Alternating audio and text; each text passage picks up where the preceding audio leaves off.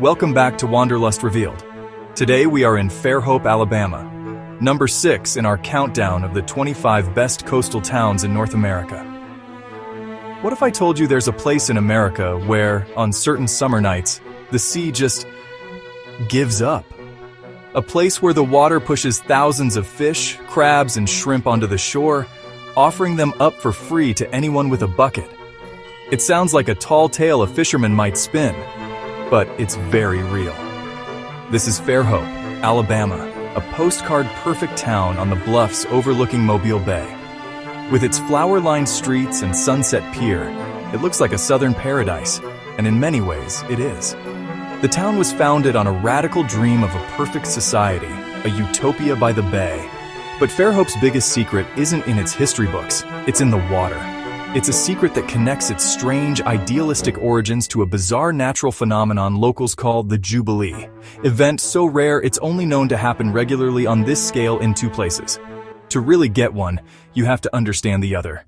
This story doesn't start with a bang, but with an idea that took hold in the minds of a few idealists from Des Moines, Iowa in the late 19th century. They were followers of an economist named Henry George, who looked at the world and saw a fundamental paradox.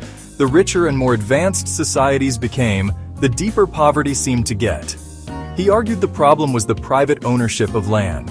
His solution was called the single tax, which is a fancy name for a surprisingly simple idea. Imagine if no one could own land. Instead, the community owns it all, and people or businesses pay rent to the community for the right to use their patch. That rent, and only that rent, would then fund everything. Schools, parks, all public services.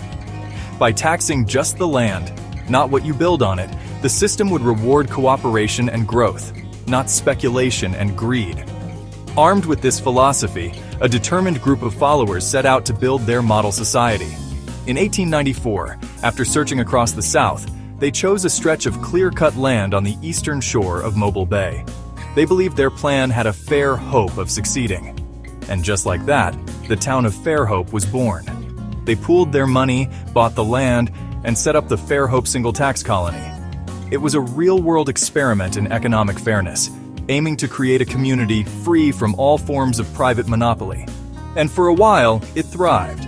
The colony drew in an eclectic mix of free thinkers, artists, and writers. The famous educator Marietta Johnson founded her revolutionary school of organic education here, a place with no homework, no tests, and no grades, built on the belief that children should learn at their own natural pace. The town became a haven for those seeking a different way of life. And the Single Tax Corporation, which still exists today, dedicated the town's most beautiful assets, the sprawling parks, the public beachfront, and the iconic quarter-mile pier, for public use, ensuring the community's best features would be shared by all. On the surface, Fairhope settled from a radical experiment into the picture of southern charm, a resort town beloved for its views and pleasant weather.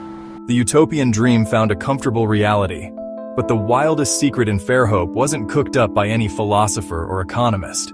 It's something that, on rare, humid summer nights, crawls right out of the bay. Locals call it the Jubilee. It happens with almost no warning. In the dark, pre-dawn hours of summer, the word goes out. Once by the ringing of bells, but now by a flurry of texts and phone calls. A Jubilee is on, and then it happens. The shallow waters along the shore begin to boil with life. Blue crabs, shrimp, flounder, and eels swarm towards the land, so densely packed and dazed they seem hypnotized. People can just walk into the knee-deep water with wash tubs and nets to gather a massive harvest with shocking ease. For decades, nobody truly knew why, but scientists now understand it's not magic, but a perfect storm of environmental conditions. Think of it as a massive underwater oxygen traffic jam. Thank you for joining us on this journey through Fairhope, Alabama. Until next time, keep exploring and stay curious.